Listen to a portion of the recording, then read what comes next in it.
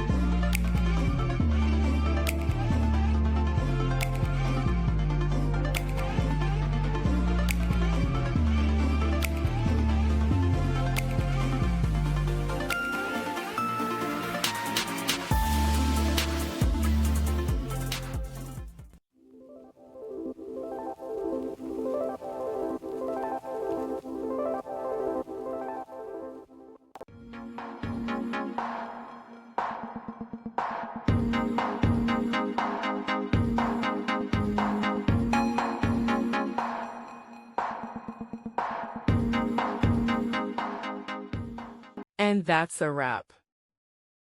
I hope you found the answer you were looking for. If you did, take a second to hit that subscribe button. It really helps out. And let me know in the comments which solution worked best for you. See you next time in the debug zone.